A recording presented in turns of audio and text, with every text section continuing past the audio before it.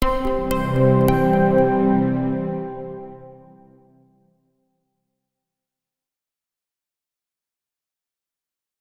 morning, everybody, and thank you for joining us for our live hack demonstration. I'd like to introduce myself. I'm Neil Van Rooyen. I'm the technical pre-sales engineer with Mobliciti.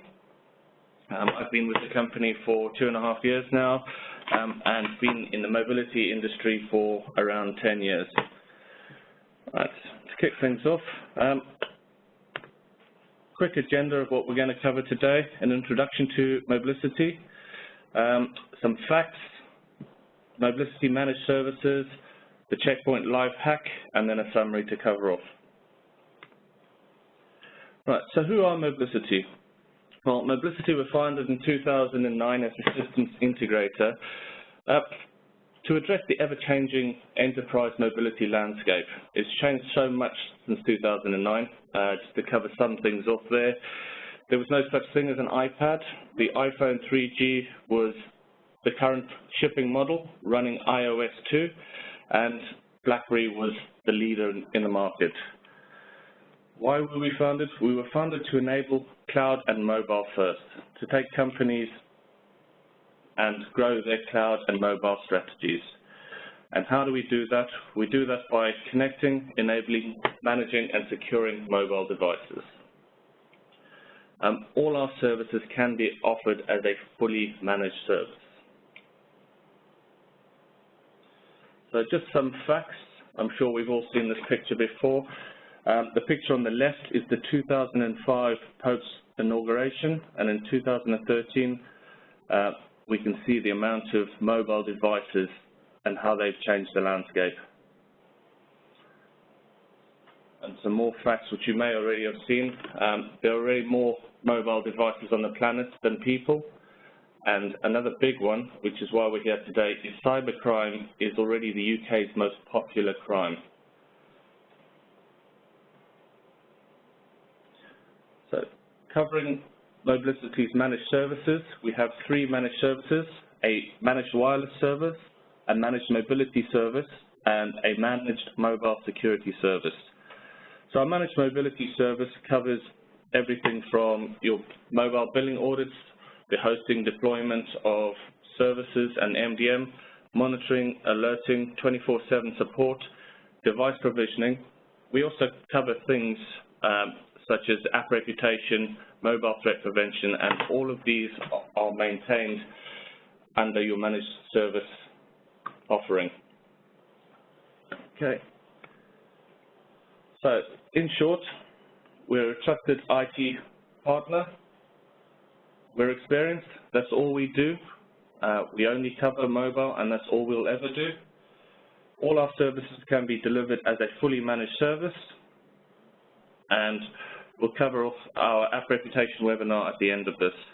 So if I could now please hand over to Phil Woon, who will take us through the live hack.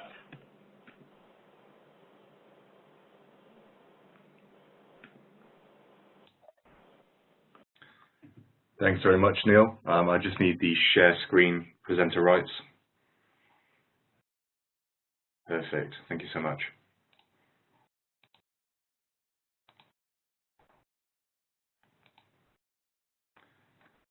Excellent. Ladies and gents, thanks for joining us this morning. Appreciate your time. It's very valuable. Today, I'd like to position some of the things and explain some of the things that I've learned when dealing with my customers over the last year, 18 months, around positioning of how we approach mobile security, the specialities associated with protecting mobile devices, the kind of threats we see in the landscape, and of course the best way to mitigate the risks that those threats present. Now, in those conversations I have with my customers, with various different organizations, various different verticals around the country and around Europe, I tend to hear the same misconceptions repeated over and over, and they tend to fall into 5 distinct categories. And that is a little bit of misunderstanding around what management tools provide in terms of security use cases. What do I mean by management tools? Enterprise mobility management, MDM tools. what can they actually do in terms of threat prevention? What can they do in terms of risk mitigation on mobile devices? I think there's an overinflated expectation about what can be delivered purely from a management tool. And that same expectation tends to bleed into the DLP solutions that many of those management tools and third-party providers offer as a containerized solution on a mobile device. It's very much the same story. I understand, that the container is very, very valuable for certain DLP use cases, protecting data at rest on the device, but it does fall short in many circumstances when we look at information protection for data in motion and also threat prevention on the mobile platform. Often, as we expand that conversation out, there's a misconception around what a mobile threat really looks like, what vectors are used by malware authors and threat actors in order to compromise a mobile device, and what the risk weighs up in the real world and what the potential impact is on an organization should one of these threats be successful. There's also a misconception around what the various platforms offer in terms of native security and the model that the platform provider adopts for information protection, for threat prevention, and what you can expect in terms of out-of-the-box security and what the native platform can provide you.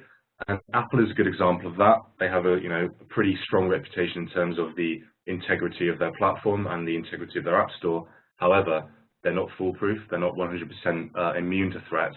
And I want to give you guys some examples of the things that you should be aware of and the kind of threats that you should be considering mitigating on the Apple platform. Then last but not least, okay, we understand that there are a variety of threats on mobile devices. There are a variety of gaps that we need to address. Why don't we just use, a basic $2 antivirus tool? Well, I'll show you exactly why you shouldn't do that in a moment. Okay. So back to some of the points that Neil made earlier. Mobile devices are ubiquitous. They're everywhere. We use them for personal. We use them for business. 1.4 billion devices were sold last year. IBM state there's more mobiles on the planet than people. Certainly, that would stand true for my household, where I've got 4 devices on the desk in front of me right now, and there's only 2 people. So that would stand to reason.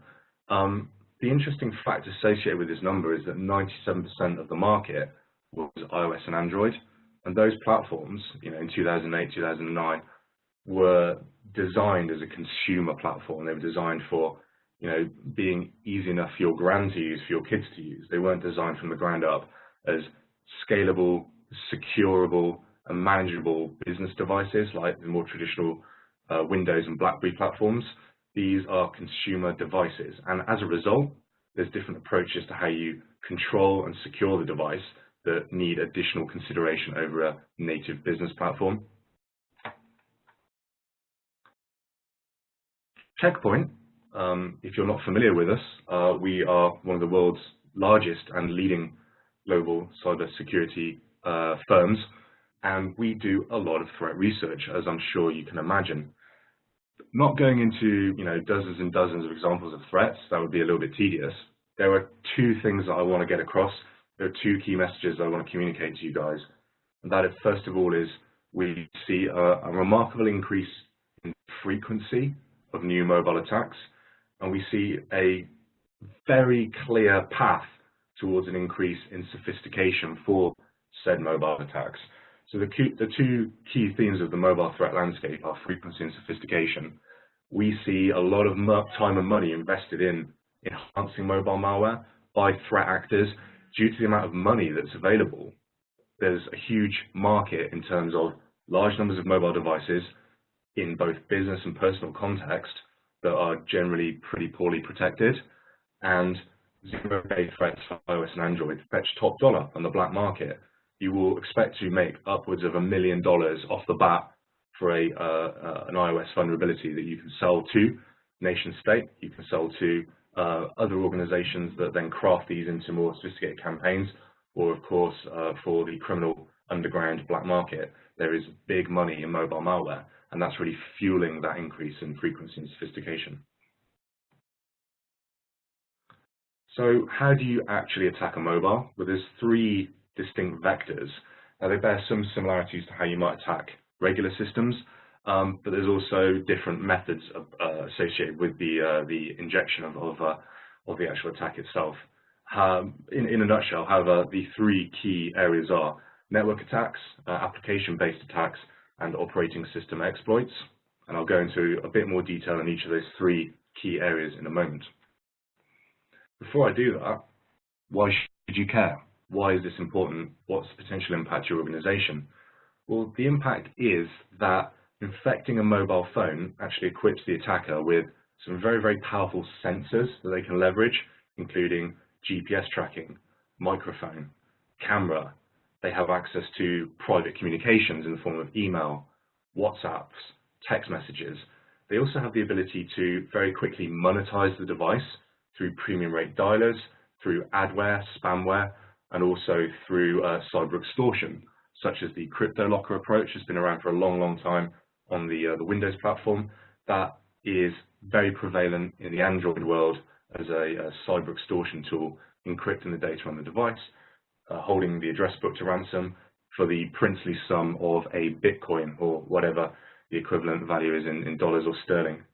So you can see actually that the impact to an individual is potentially much higher than an infected company desktop or laptop due to the invasion of personal privacy, due to the collection of personal information, and the way that the mobile device is so highly consumerized and contains all of our valuable personal and life information.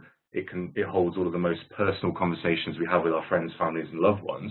That actually carries a very high value to an individual, and the impact is very, very serious, not only to the individual, but also to a company who has led with a mobile-first project, which has digitalized their business processes, their working practices, and turned many of their front-of-house business applications into mobile apps. Of course, there's a very serious data loss angle here, and a cyber or corporate espionage consideration here as well. Which leads me on to my next slide. What is motivating attackers? There's two clear paths that an attacker can take with an infected mobile. They can choose to monetize the device straight up and blow their cover. Obviously, if you're sending premium rate text messages to the Cayman Islands at £12 a go, you've probably got at most a month before your attack has been detected. Obviously, you've got away with it, you've made the money, but you can probably expect, until the next phone bill comes in, you'll have a footprint on that device. And on the other side, you've got the low and slow approach, which is much more interesting to an attacker who's intent on launching a more sophisticated cyber attack, an advanced persistent campaign, using the mobile phone as a reconnaissance tool. So the cyber kill chain up on the left-hand side here, it's very cliche, it's been around for a few years in the security space, but it serves a useful purpose in this example in describing how an attacker might use a mobile phone to collect information, communications, to search the social network and the business network of an individual that has a compromised phone, listen into conversations. If you're lucky, collect some credentials, usernames and passwords with a keylogger that are typed into the device. That can then be used against other parts of company infrastructure, such as web servers and databases, the more traditional cyber attack to exfiltrate bulk information from the organization for competitive advantage, for instant monetization by selling of intellectual property, or by causing havoc and denial of service. So two clear paths: monetization of the device straight away, or espionage, reconnaissance, and preparation for a larger attack by laying low and using the device as a reconnaissance tool. Okay, so here's a bit more detail on how we infect the device via applications. It's so easy to spoof a text message. It's comedic. One of the things that an attacker could do is spoof your network carrier with a short URL and trick you into installing mobile malware. So social engineering is very, very powerful when it comes to mobile malware-based attacks, which leads me very nicely onto a demonstration I'd like to do for you guys today, which entails exactly that. So just bear with me 1 second. I'm just going to share my device with everybody on the WebEx.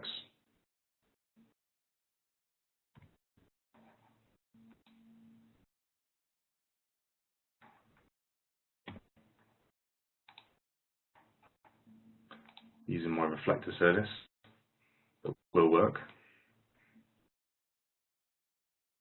Okay. So here's a good example of good old-fashioned iPhone. Pretty sure everyone's familiar with the iOS operating system. This tends to be seen as one of the more robust, one of the more secure platforms on the market for enterprise mobility. And in this situation, I'm going to show you an example of how I can infect a non-jailbroken, the standard build of iOS using a social engineering attack. So heading over to the native email, I've already presented a good example of a phishing email.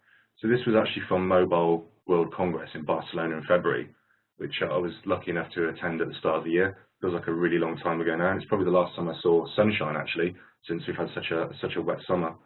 The interesting part of this email is that it invites the attendee to do a bunch of things for registration, including downloading the World Congress event app to their device. And I thought to myself, being a bit of a nerd, that this would be a very easy social engineering attack. Jumping onto the public Wi-Fi at Mobile World Congress, there's 100,000 people plus across 8 separate halls that are all connected to unencrypted open public Wi-Fi. It would be simply a case of traffic sniffing, picking out clear text emails, and then rebroadcasting this email to every address that I can find, enticing them to, if they haven't already done so, download the conference event app. Now, it's a simple case of doctoring that URL on that link to point to my own website rather than Mobile World Congress website. From here, I can entice you into installing a mobile conference app. A quick browse of the website reveals all the wonderful features, so you can find out where your favorite speakers are and where your favorite vendors are at the event. And of course, an option to download the application. So I'm using an Apple device, so I'll hit the App Store link. The first alarm bell that any security savvy person would be aware of is that this doesn't appear to be redirecting me to the App Store. This is actually going to use a standard sideload technique to install the application from a third-party website. And this link here indicates that it's not going to be installed from the App Store. The problem is that 99% of your users are not security savvy. They don't really know or care where the app comes from. They just want to know what's going on at the conference. So of course, they very readily hit the install button and move on. Now, at this point, I have the ability to sideload the app onto the device from the website. You can see that the mobile conference app is just installing here. So I'm hoping my Wi-Fi is performing well today. Let's give this a minute just to do what it needs to do.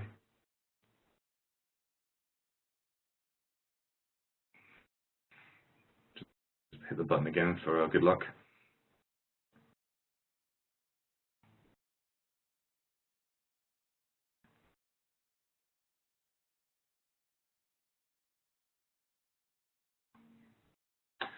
So while I'm just waiting for that app to install, the intended result is, of course, the user installs the application on the device. And at this point, there is a malicious intent from a threat actor leveraging that mobile app as a Trojan horse on the device. So I'm just going to move the iPhone to one side. Now, Checkpoint is a security company, and of course, we take security very seriously. So we password all of our demo malware that we host on the internet. So I wouldn't want anybody to download that by accident. So of course, that component would not exist in the real world. This is just a security measure to stop people from installing our app. And you can see now the app is installing on the device, slowly but surely. So while I'm waiting for that to install, I'm just going to explain that the attacker has an interface which is commonly described as a command and control server, which allows the web server to connect into the back end of the application, use the permissions that the application has on the device, and extract data from the mobile phone without the user actually knowing. So this kind of malware is described as an MRAT, which stands for Mobile Remote Access Trojan. And you can see here that we've got a big disclaimer on our malware application. It's all a bit of fun, but this is exactly mirroring what a malware author would do in the real world with mobile malware. So they would use this device now as an MRAT. The end user, as far as they're concerned, they've installed the app, they have the functionality they need. But from the attacker's point of view, I now have a footprint on the device. So what can I actually do now? Well, I know the MAC address of my phone already, like I said. So what I can do is trigger an attack over the internet. So the beauty of attacking a mobile is that the device is generally on some kind of 3G, 4G or Wi-Fi network. So at this point in time, I'll just trigger the attack. You can see that the mobile conf application is running on the device. These guys are waiting for an answer to come through. I just need to activate my VPN so I can get my emails through.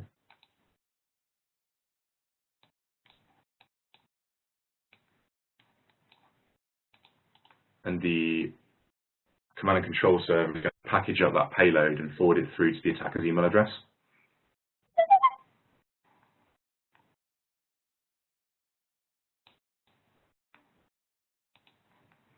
I just need to wait for my email client to connect, bring down the payload from the command and control server. You can see the kind of information that's been collected.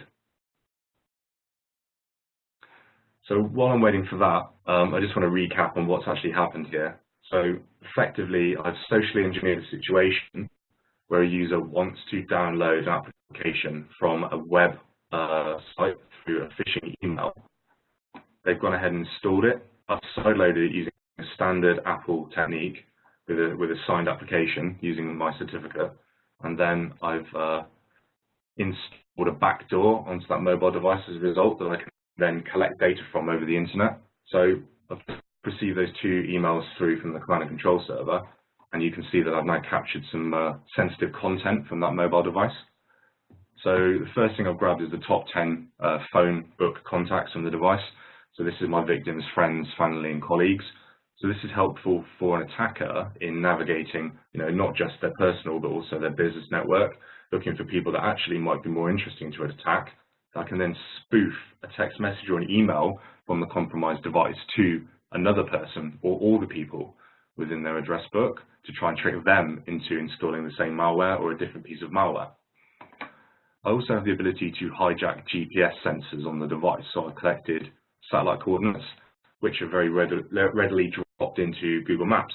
So you can see your victim's location and movements. You can trace their movements and figure out their routine, maybe where they're in a business context, who they're visiting, where they're visiting, and how long they've been visiting to them for. So that could give you a very strong competitive advantage if you infect a competitor. Not something that's a good idea, not encouraging anybody, but that would be a very useful benefit for an attacker.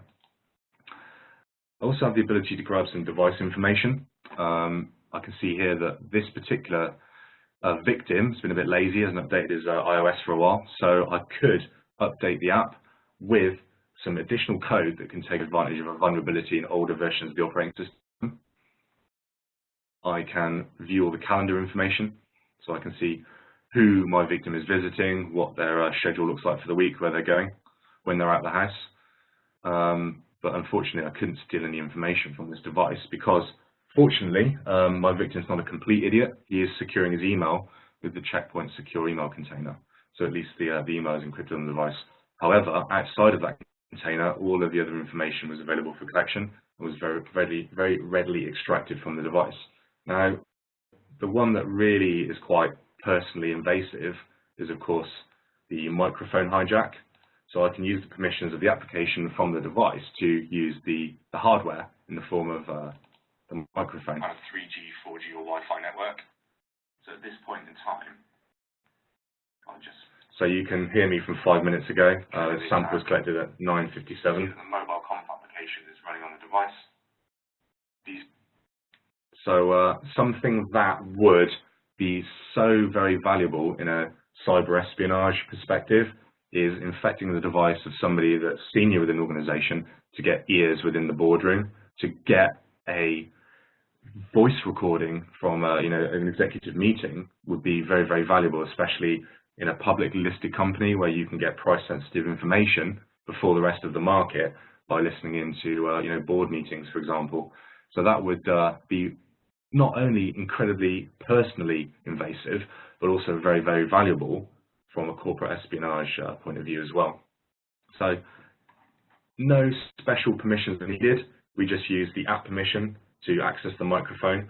Whenever you install an Apple app, an Android app, it always asks you for a whole bunch of permissions. And like I said before, 99% of users don't know or care about security. They just want the app, they click OK to everything, they install it. one of the permissions your apps ask for quite regularly, even things like the Facebook app, is calendar, contacts, address book, camera, and microphone permissions. They're already very conditioned to clicking OK to this kind of thing, and then the attacker can do exactly as I just presented here.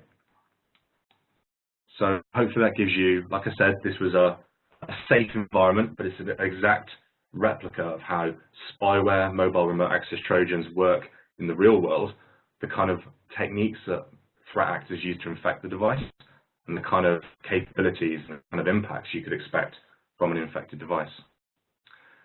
Okay, so how realistic and how prevalent is this in the real world today? One of our customers, Samsung, the research division in the States, installed mobile threat prevention on their mobile devices, obviously their Android devices, and they actually found that 5% of their mobile estate showed signs of infection from credential stealers, keyloggers, unauthorized rootkits, and the good old mobile remote access Trojan. So actually, in the real world, this is a big deal. Now, I'm not saying that everybody on the WebEx today, you've got 5% mobiles infected, panic, panic, panic. What I'm saying is, from real world data, from real world examples, there's actually a much bigger mobile malware footprint than most customers realize, and that actually you can't put your head in the sand and ignore what you don't understand.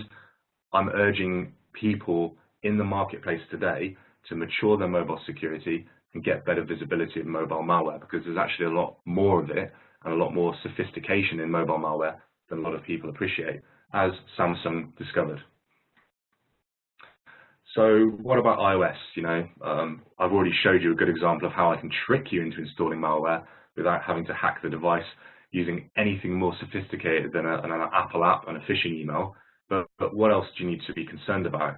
Well, Apple do a pretty good job on their own app store of vetting malware and making sure that the apps that go up are clean and risk-free. However, there are more app stores than just the Apple App Store, especially for Far Eastern users who don't have ready access to the App Store. There are a number of third-party stores which are not vetted in any way, and they tend to be little hotspots for mobile malware. Even the Apple App Store itself isn't foolproof, as we saw last year with over 4,000 applications infected with backdoor command and control server code, just like I showed you before, via an exploit in the development kit used to create the apps. Apple, fair play, pulled down the applications from the App Store in good time. However, that did not prevent the problem of users who already downloaded infected apps having them installed on their devices. So this is now a cleanup and a operation that Apple can't help you with. So if malware does slip through onto the App Store, you download that malware, you're still none the wiser that it exists on your users' devices without a mobile threat prevention tool to tell you so. So it's really, the second half that's a real problem, that cleanup and mitigation after there is an App Store breach and after there is a distribution of malware from App Stores. And that's certainly what we can help you with. So another threat vector to be considering is how we mitigate OS vulnerabilities, especially painful with the high degree of fragmentation on Android. I guess you could say the scariest example of an OS vulnerability on the Android platform is stage fright. And going right back to what I was talking about earlier on the subject of sophistication, this is a poster boy for malware, for operating system vulnerabilities that are going through various iterations of improvement by the threat actors to improve their sophistication. So stage fright, the vulnerability in Android, which allows you to get root access to a device by crashing the mobile media service and injecting JavaScript when it restarts, can actually be triggered by a drive-by attack on a website in its third incarnation. So this shows that actually, like it says, it is pretty frightening, and it is pretty sophisticated way of taking advantage of an Android vulnerability. And this is another example of why having a device-based footprint for mobile threat prevention can really be beneficial in this scenario. Okay, what about Apple? They're by no means off the hook.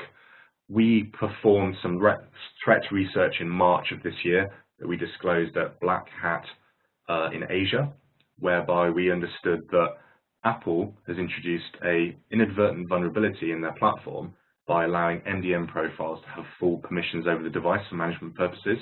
an attacker can actually hijack those permissions with a malicious profile. One of the things that we were surprised about when we talked to Apple was upon disclosing this information to them, they simply turned around and said, so what? This is the desired and expected output. Why are you telling us this? So, of course, we went ahead, disclosed the information, and from our perspective, this is an unacceptable risk because by social engineering a situation where you send a spoof text message, you send an email, you trick somebody into installing an RS profile, which is a two-click operation, a two-tap operation rather, you can actually hijack the permissions the MDM profile affords you on the device to relay your own commands, your own instructions to a mobile device remotely. So this is a hybrid OS vulnerability and man-in-the-middle attack using an MDM profile on an iOS device. And if any of you guys want the full extract of all the information from Black Hat, I'd be happy to provide you the white papers through Mobliciti. Okay, last but not least, the often underestimated network attack. Now, due to the way that users use mobile devices, they're always connecting to different Wi-Fi networks, in coffee shops, in hotels, airports, especially when the phone signal is bad and you really need to send those emails. Often there's auto configuration profiles that can be given, so every time you go back to the same Wi-Fi hotspot, it automatically connects. You can use QR codes to configure network connections, and you can also download applications which give you benefits of various institutions as well. So users are pretty promiscuous when it comes to connecting to various different networks ad hoc. And in this example, the impact could be getting a profile onto a device or sniffing the traffic on a compromised Wi-Fi. Public Wi-Fi, you don't know who else is on the Wi-Fi and you don't know what they're doing. It's clear, open traffic. Anybody can collect the traffic, anybody can log the traffic, and in this example, using a malicious profile on the device, we're actually mirroring the traffic over the network to an attacker's device to mirror the session on the phone. So you're actually able to read or keylog the information that's being transacted over that compromised network. So this is a big concern for public hotspots. In this example, we've got a malicious profile on the device that's proxying traffic, installed by a QR code, installed by a captive portal. Very easy to do, but it's keylogging the traffic from the mobile device. So capturing usernames and passwords is, of course, the ultimate goal of any keylogging operation. Also, banking details is quite popular, and any other logins and passwords to cloud services are easily accessible over the internet. In another example, we could also look at users of cloud file shares sending their traffic over a compromised Wi-Fi, having accidentally installed a malicious profile. That traffic's being proxied, so you can actually intercept the payload of file sharing operations, such as in this example, where a user is uploading something to Box on the internet, and the attacker is seeing all that traffic before it hits the internet, and of course is able to read the payload before it hits the cloud file sharing storage medium. So some examples of Wi-Fi attacks, man-in-the-middle attacks that can have a very instant impact. The downside for a man-in-the-middle attacker is he has to be, in the vicinity of his victim or her victim, and it is obviously requiring some infrastructure and some technology to do that that you have to take with you. However, war driving, which has been around for years, is evolving into more sophisticated man-in-the-middle attacks on public hotspots, on exposed networks in public places, that makes the actual attack very easy for the war driver to implement collection of mobile data, intercepting mobile data, and of course using certificates and profiles to try and break SSL traffic as well. Okay, so all that's pretty scary, all that's pretty nasty. So what are we going to do about it? Why don't we just stick a $2 antivirus on our mobile devices? Well, we see a lot of examples of this kind of stuff. Mobile malware that is available on app stores for espionage purposes. It's weird, there's an actual black market and an above ground market for spyware that's often touted for tracking your kids. Not going to cast any comments around the reasons why we see this kind of malware, but it's often installed on a user's device by somebody that knows your passcode. So somebody is trying to track you, whether that be a wife, a husband, or whatever. We do see quite a lot of this kind of publicly available spyware installed on mobile phones. So in this example, we grab some publicly available spyware we install antivirus X on a device, and we go ahead and install it locally on the device. So, of course, if it's somebody within your personal network, they might already know your PIN code. Sometimes you can hold the phone at a 45-degree angle up to a light, and you can see the smudges where somebody's typed in a PIN code, so you can easily copy that. The end result is that you can get local access to the phone, install your spyware you bought for $6 onto the phone, and hopefully your antivirus is going to do a job for you. So in this scenario, the attacker installs the malware on the victim's phone. The spyware is detected, the antivirus does the job. Great. So cheap antivirus works, free antivirus works, right? Not so fast. Any attacker worth his attacker or evil genius credentials will always obfuscate or polymorph their malicious code, and they'll do this to defeat antivirus signatures. This is a free tool that takes 10 seconds to extract and recompile the code, so the new package has the same capabilities, it's the same malware, however it doesn't match the fingerprint of the antivirus signature. So if I move back to my device, grab my new package that I just ran through the code changing service, the code changing app, this now defeats the antivirus in 10 seconds. So here's an example of why you need more than just bog standard signature-based antivirus to protect your mobiles. This was fine in 1997 on laptops and desktops, but it doesn't work in 2016 on mobile devices very well anyway. Okay, so hopefully, as I've gone through my material, I've demonstrated and explained to you, why mobile device management on its own is not good enough, why containers on their own are not going to prevent, key logging and screen scraping and capture materials from compromising the content before it goes into the container, why mobile malware is a concern and the kind of sophistication we see around it, certainly how Apple is good but not good enough, it's not perfect, and how we can easily defeat standard mobile AV. So enough of the scary stuff. How can we help you? How can we improve your mobile maturity? Well, first of all, we need to understand where you are in terms of the mobile maturity curve, what it is you're doing today, what your use cases are on the platforms that you use. Typically, most of the customers I speak to are implementing or have implemented a management tool to allow them to get control and visibility of their mobile estate, provision services, and do what I would call the security fundamentals, the security basics. Those include things like delivering passcodes, PIN code complexity, password complexity, certificates, applications, and device-centric profiles. Don't get me wrong, MDM is critical, it is important, but it's not going to provide you with the advanced security use cases. The next step in mobile maturity tends to be considering how, once you've enterprise-enabled your mobile devices, when you're using them in anger, how you protect your company-sensitive data while it's at rest and in motion on that device. And that's, of course, where we see the approach around containerization, app wrapping, and VPNs. There's multiple different products on the market, multiple different tools, but philosophically, they're all looking at the same thing, which is data obfuscation through encryption, protecting your data, whether it's at rest or in motion on the device.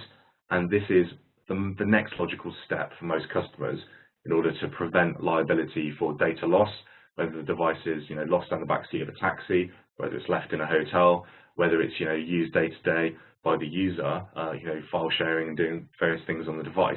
You need to protect your company intellectual property and your customers' information. You can do that through containerization. And of course, Checkpoint being a security company, this is where we start to provide capabilities in this space, and we have our own containerization, app wrapping, and VPN technologies. The more advanced use cases then step into answering the question, okay, we've enabled the devices, we're protecting the data on the device. Now, how do we prevent the device being monetized via generic malware, running up big phone bills with premium rate dialers, or being a victim of crypto locker type extortion on the device? And more importantly, how do we prevent advanced targeted attacks from providing an attacker with an espionage capability or providing the ability to lie on the device undetected for the entire lifespan of the mobile, being able to listen to conversations, collect data, exfiltrate text messages, and perform advanced mobile threat, advanced threat capabilities against our organization. preventing the known and unknown threats.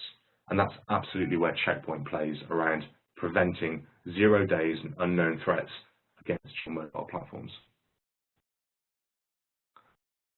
So we can do that by providing you with a threat prevention footprint on your device that gives you the maximum level of security with the minimum level of impact. Any product which drains battery, makes the device a CPU intensively scanning, changes the way the user works, increases the overhead for their day-to-day job, will not be accepted. It will not be adopted. So we're providing a cloud-based service that allows an agent-based footprint on the device to collect metadata and telemetry from the device for analysis in the cloud. So we do not collect any personal information. We do not collect any business information. We're only interested in metadata about the apps, the networks, and the operating system in order to determine risk. And all of the heavy lifting, all of the number crunching is done in the cloud, so the device is not impacted in terms of performance and battery. We then have the ability to risk score every device in your organization that's protected by Checkpoint Mobile Threat Prevention to give you a risk rating. Typically, you'll see the devices being no risk, low risk, but in unfortunate circumstances, you'll have high-risk devices which will trigger an incident. We provide you visibility and real-time intelligence into the incident in a cloud-based portal. We can also integrate with SIEM or other SOC analysis platforms to push that incident through your incident management, incident event management processes that you have already and allow the security response team to react to that. Lastly, we provide integration with an MDM tool, which, as I mentioned before, is critical when it comes to getting visibility and getting management and getting control of mobile devices. And it also provides us with a remediation footprint. So in the example of one of your users downloads a game from a Russian app store which contains a premium rate dialer or contains the ability to exfiltrate information, we analyze the application, we provide a risk score, we trigger an alert on the device which warns the user they need to remove the app, we provide an incident into your SIEM, we provide an incident into the cloud, and we also trigger a policy change within your MDM which sets the device as non-compliant, removes enterprise applications, for example, removes access to your company container or workspace, and effectively quarantines the device, closing the risk window while the device is infected. And this all happens in real time. So there is no exposure of the device. We can remove it from your network. We can remove access to company data while the device shows signs of infection. So this is a closed loop, integrated solution which sits on top of and complements your existing mobile management and mobile security ecosystem by giving you that threat prevention visibility, by giving you that advanced zero-day detection layer on top of what you've already implemented. The way that it works is we are not antivirus. We are not just detecting known threats and yesterday's threats. We are able we are able to detect tomorrow's threats. And we do that through behavior analysis, looking at the code of the applications, emulating and sandboxing and running that code, reverse engineering it, understanding what the actual capabilities, the behaviors and the risks are, looking at the networks you're connecting to, whether it shows signs of interception, redirection or decryption, and also looking at the integrity of your operating system, whether there are code libraries on there which have vulnerabilities in them that show signs of exploitation. We provide you with holistic coverage across apps, networks, and operating system. This is a full security suite. We are not performing one or two of those elements and hoping for the best. We are providing you coverage on all three of the mobile attack vectors. And of course, giving you full visibility.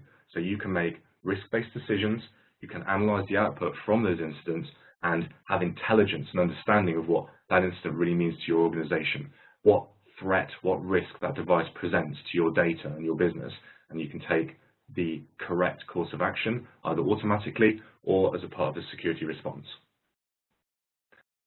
So that, in a nutshell, ladies and gentlemen, is the kind of considerations that you should have around mobile security, how sophisticated the threat landscape is today, the three vectors that mobile threat actors use to compromise devices, the impact of having a compromised device, and Checkpoint's capability in preventing, reducing risk, and also giving you visibility of those risks on your mobiles.